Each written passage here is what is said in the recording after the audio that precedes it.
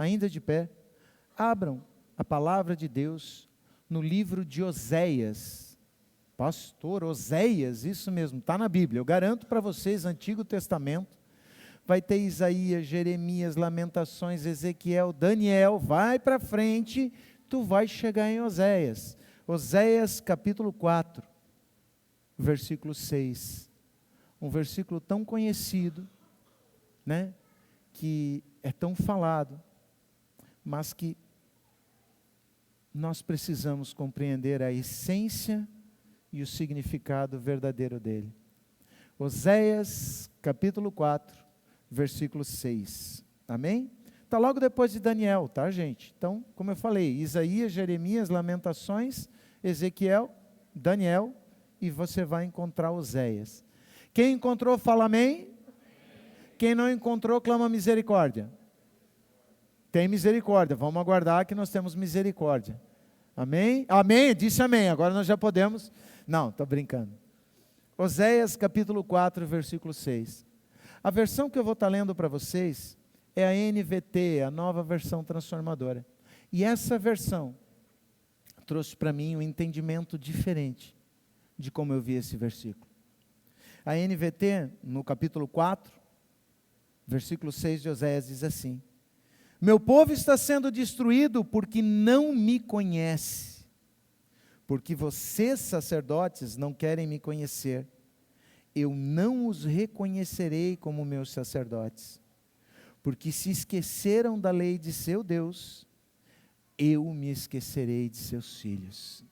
Feche os teus olhos, deixa a Bíblia marcada, aberta aí. Ora comigo, Senhor Deus e Pai maravilhoso, Jesus querido e amado, obrigado. Obrigado pelo tempo de adoração que Tu nos concedeste, um tempo, Senhor, em que pudemos render-Te o louvor do fundo dos nossos corações. Mas agora, Pai, é o tempo da palavra, onde um alimento espiritual será servido aos Teus filhos. Que eu possa diminuir, Senhor, e que Tu cresças. Esvazia, Pai, não só a mim, mas a cada um dos homens e mulheres, jovens, idosos, presentes neste local, de todas as nossas ansiedades, de todas as solicitudes da vida que possam ocupar os nossos pensamentos.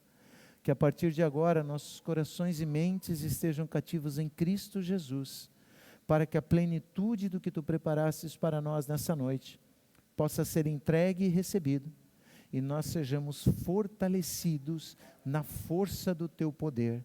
Então agora, Pai, que eu seja um vaso onde Tu derrames a Tua bênção para a Tua igreja, é o que eu oro em nome de Jesus, entregando ao Espírito Santo de Deus, a palavra que a partir de agora será ministrada. Amém? Amém, amém. Podeis vos assentar. Quando eu sempre li esse versículo, nas versões conhecidas, como por exemplo, a Nova Almeida Atualizada, diz assim: o meu povo está sendo destruído, pois lhe falta o conhecimento.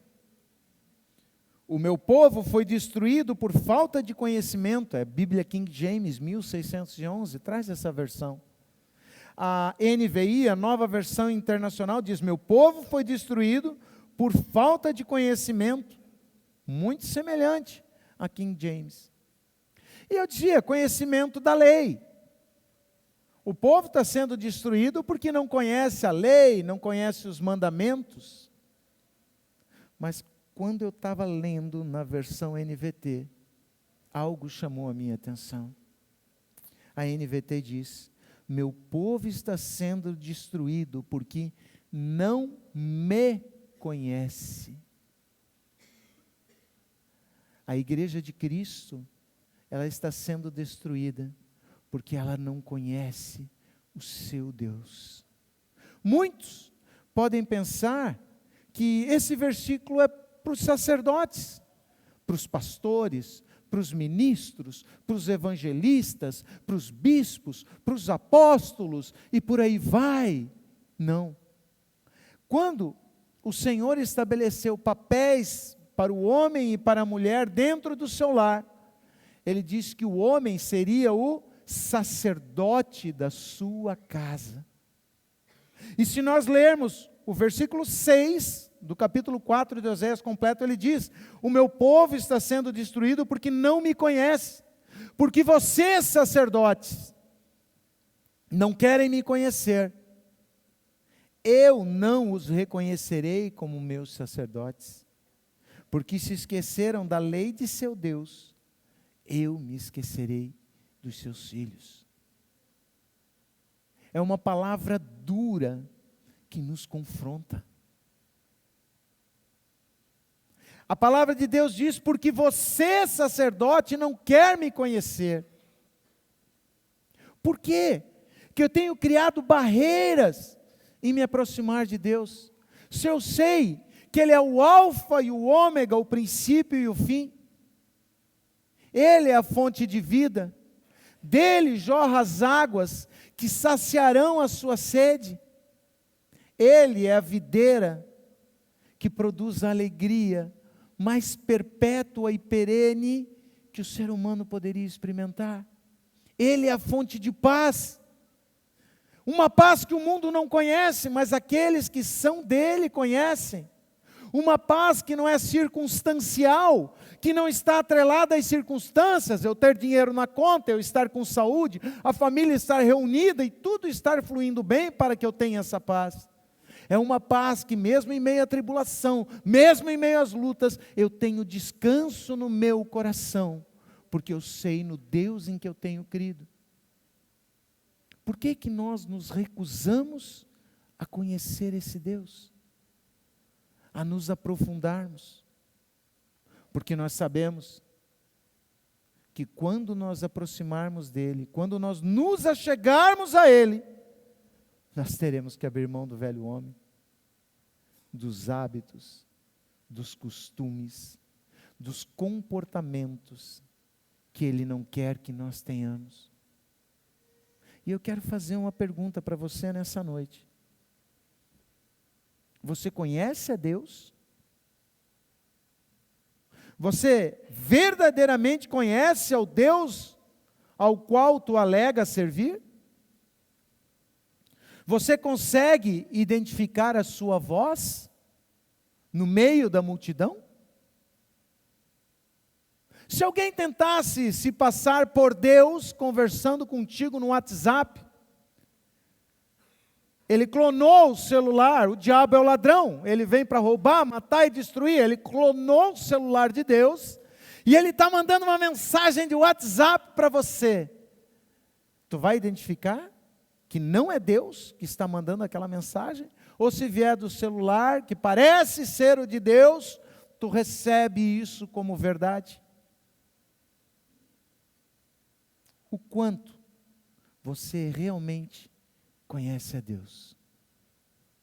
E essa comparação que eu fiz com o celular, essa metáfora, eu acho que ela é muito aplicável aos dias de hoje.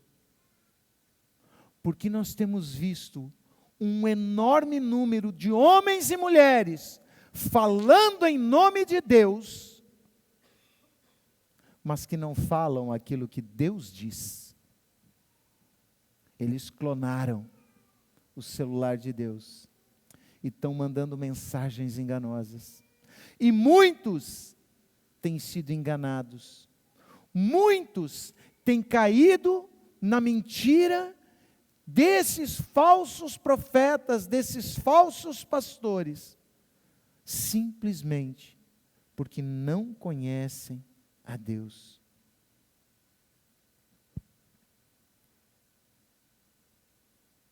O meu povo está sendo destruído porque não me conhece.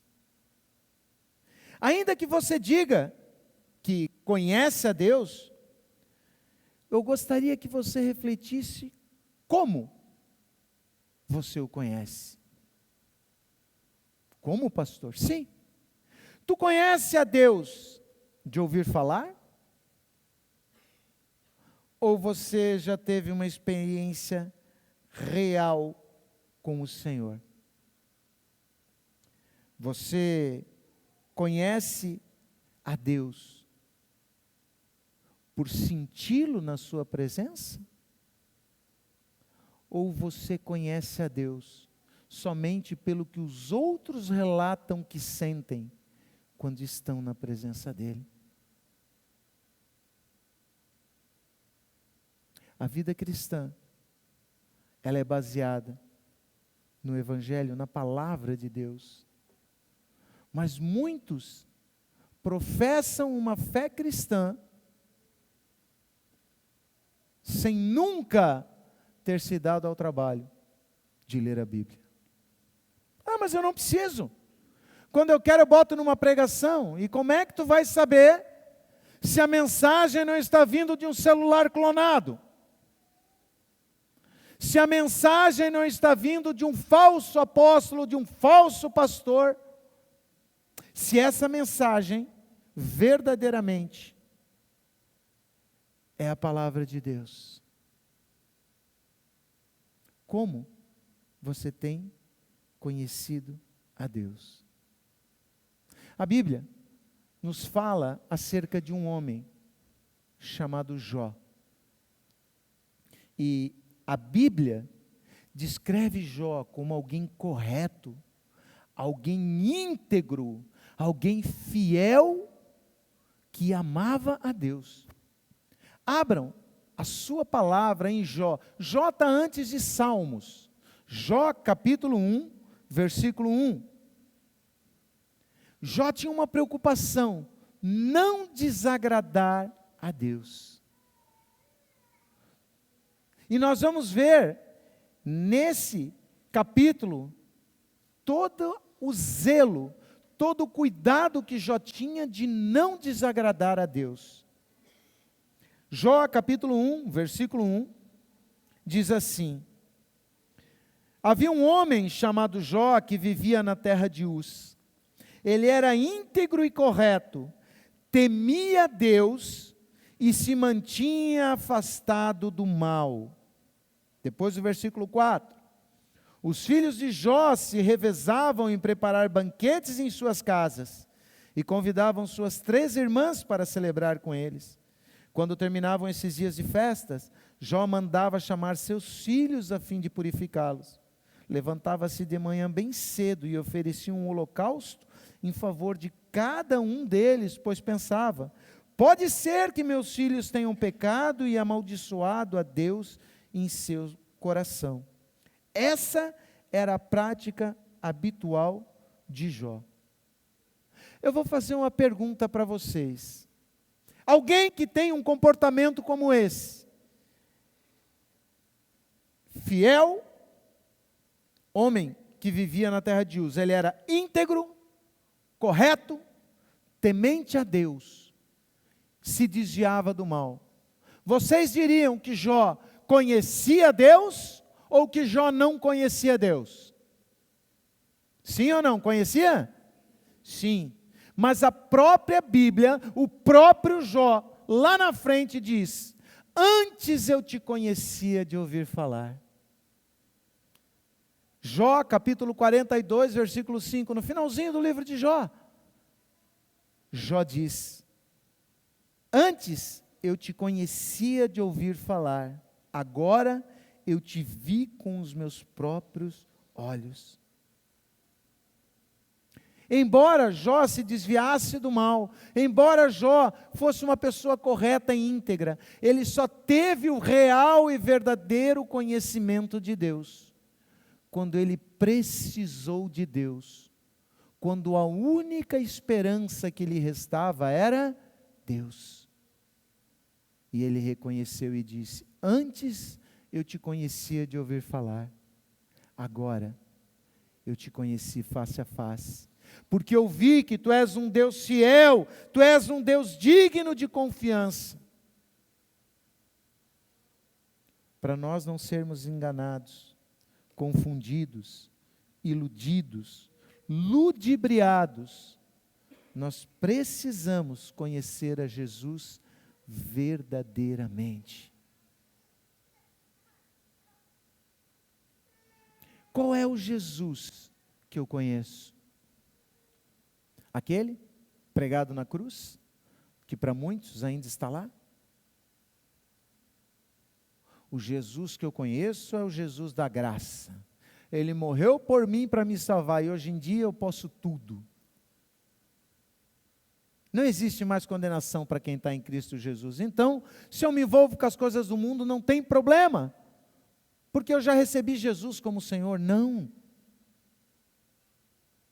O Jesus verdadeiro, o Jesus que deu a vida dele para que eu e para você pudéssemos ser salvos. Ele é santo, ele é justo, ele é amoroso, mas ele é justo.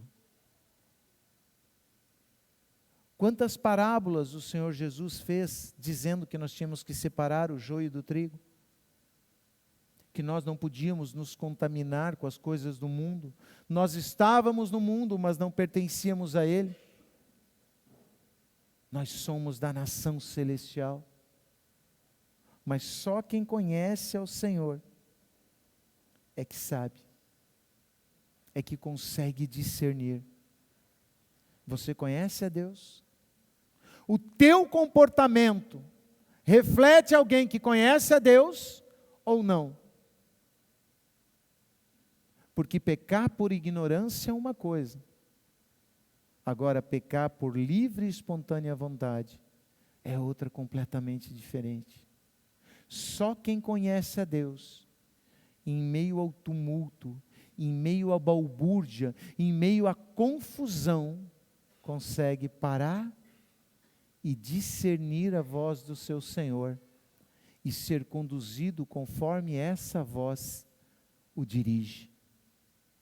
Nós temos um hábito, quando fazemos o passeio de intimidade, desenvolvemos algumas intimidades no curso de Casados para Sempre, e eu e a Lília, minha esposa, a pastora Lília, ministramos esse curso, e uma das atividades que a gente faz é brincar com os casais, vendar as esposas, botar o som alto, começar a berrar, a gente coloca 5 cadeiras espalhadas no salão, e cada cadeira é para uma esposa específica.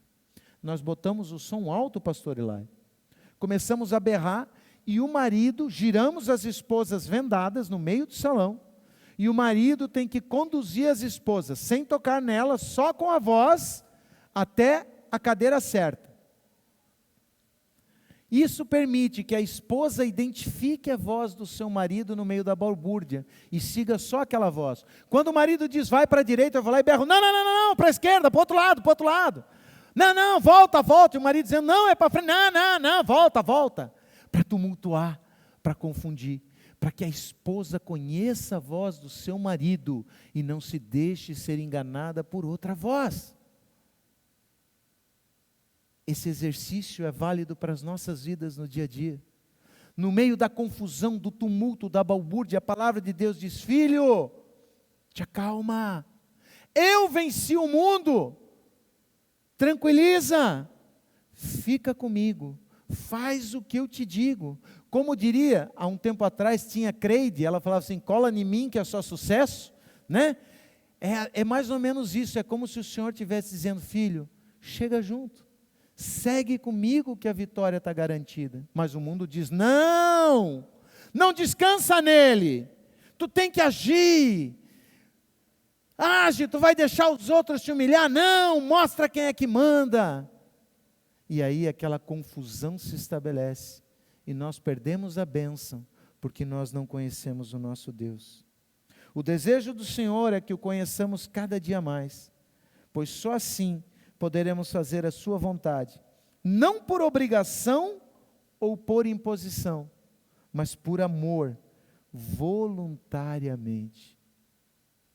Deus não quer ser obedecido por medo. Deus quer a nossa obediência por amor. Se Deus quisesse única e exclusivamente a nossa adoração, sem que isso fosse o nosso desejo, Ele não teria nos dado o livre-arbítrio. Mas o Senhor nos deu o livre-arbítrio, para que nós o buscássemos por amor, por desejarmos a companhia dEle e não por imposição. Lá no livro de Oséias, no capítulo 6, Oséias, no capítulo 6, o versículo 3 diz assim, Como precisamos conhecer o Senhor, busquemos conhecê-lo. Ele nos responderá tão certo como chega o amanhecer, ou vem as chuvas de primavera. E depois, no versículo 6, Deus responde: eu quero que demonstrem amor, e não que ofereçam sacrifícios. Eu quero que vocês me conheçam, mais do que eu desejo holocaustos. Deus prefere a nossa obediência do que o nosso sacrifício. O desejo de Deus é que nós nos acheguemos a Ele por amor, como uma retribuição por aquilo que Ele fez por nós, e não por medo, por uma obrigação religiosa.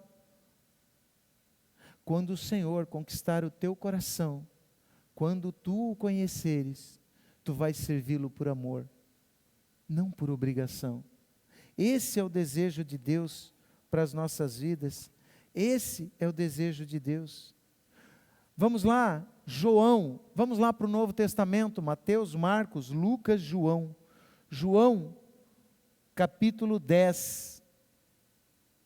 João, capítulo 10, versículo 14. Olha o que o Senhor Jesus nos diz. Eu sou o bom pastor, conheço as minhas ovelhas e elas me conhecem, assim como meu Pai me conhece e eu o conheço. E eu sacrifico a minha vida pelas ovelhas. No versículo 27 ao 30, do mesmo capítulo 10 de João, a palavra de Deus diz: minhas ovelhas ouvem a minha voz, eu as conheço e elas me seguem. Eu lhes dou a vida eterna e elas nunca morrerão.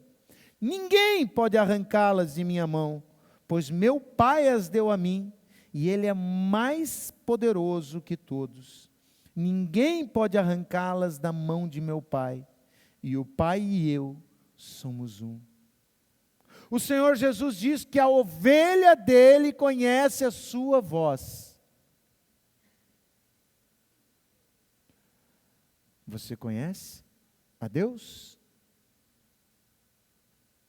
Se você realmente conhece ao Senhor, você sabe que deve andar em seus caminhos sobre a sua palavra, e não sobre a ditadura do politicamente correto, que essa sociedade corrompida, que jaz no maligno, tenta impor à igreja de Cristo.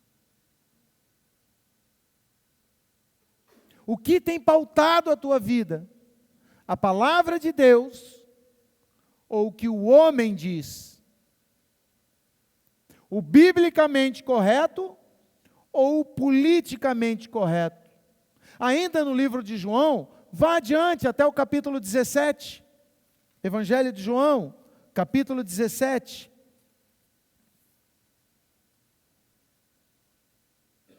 Dos versículos 14 ao 17.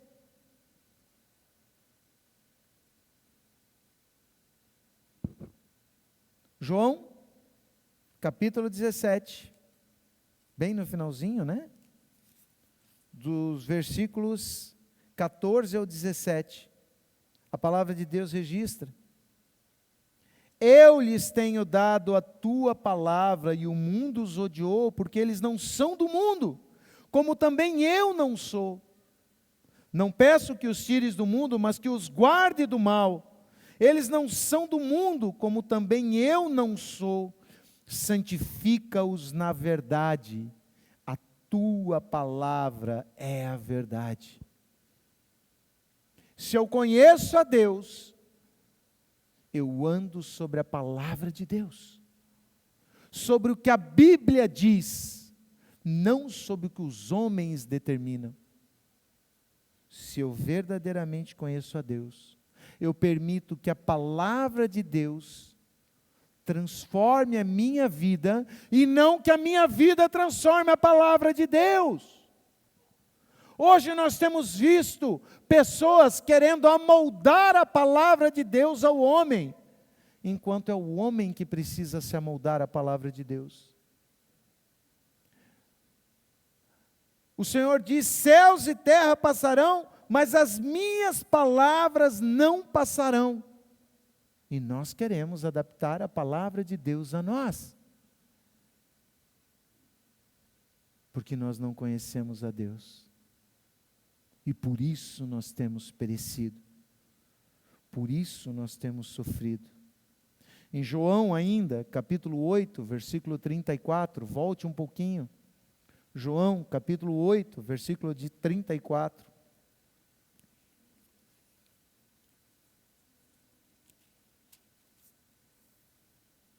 Nós temos.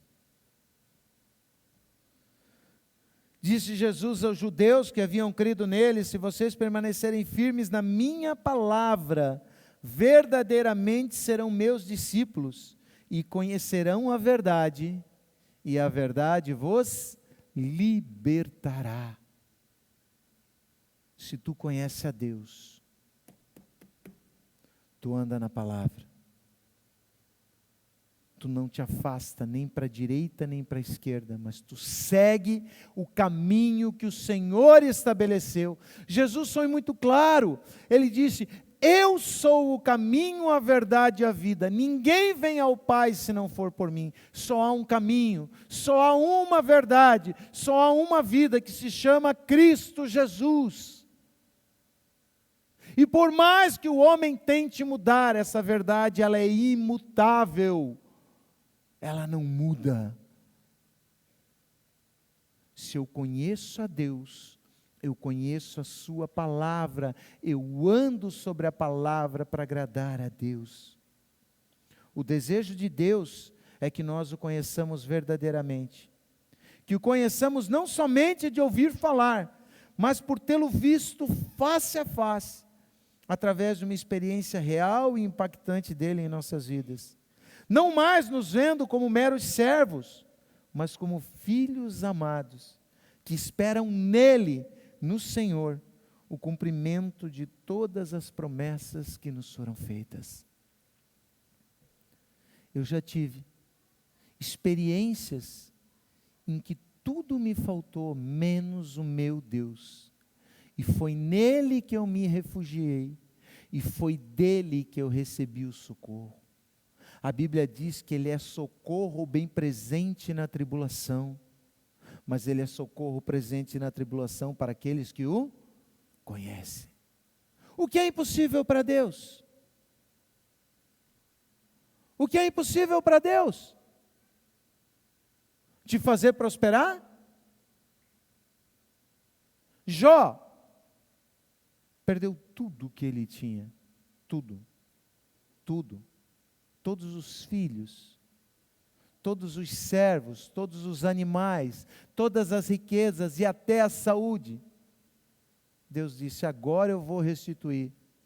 Ele teve 2 vezes mais do que possuía antes, e até os filhos foram restituídos, mas numa versão melhorada. Tanto que a Bíblia diz que não existiam mulheres tão lindas no Oriente como as filhas de Jó.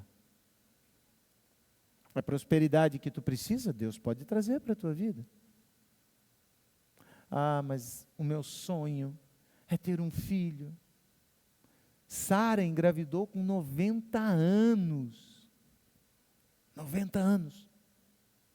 Já tinha passado o período de regra dela. O que é impossível para Deus? Nada. Não há impossível para Deus. Lázaro, morto há 4 dias. Jesus trouxe ele à vida de novo. Se tu conhecesse o teu Deus, tu descansaria nele, sabendo que não há o que ele não possa fazer. Eu não compreendo os planos de Deus, eu não entendo. Eu tenho a minha mãe padecendo de uma enfermidade que para os homens é incurável.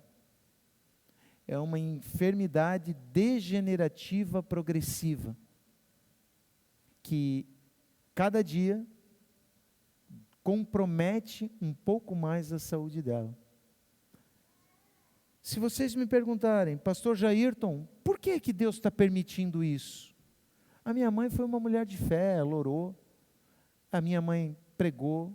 A minha mãe libertou pessoas endemoniadas. A minha mãe curou pessoas enfermas. E hoje em dia minha mãe está nesse estado. Se tu me perguntar o porquê, eu vou dizer para ti, eu não sei, mas se tem algo do qual eu não me afasto, é que a vontade de Deus é boa, agradável e perfeita.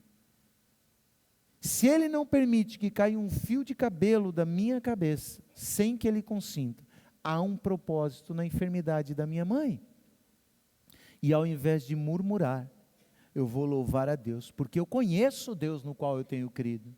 E basta Ele dizer, chega, agora é o tempo de cura. E a minha mãe vai se levantar. Porque a palavra de Deus é lei que se cumpre. Eu creio nisso. Essa é a esperança, essa é a fé que eu tenho, porque eu conheço o Deus no qual eu tenho crido. Mas, você conhece o Deus no qual você tem crido? Como tem sido o teu relacionamento com Deus? Na primeira dificuldade tu te revolta, tu fica brabo com Deus. Por que tu permite isso? Tu vai tirar satisfação com Deus? Questionar a Deus por que determinadas coisas perceberam ou aconteceram na tua vida? Esquecendo que Gálatas 6,7 é muito claro quando diz, de Deus não se zomba, o que o homem semear, isso também colherá. O que semeia para a carne, da carne colherá corrupção, mas o que semeia para o Espírito, do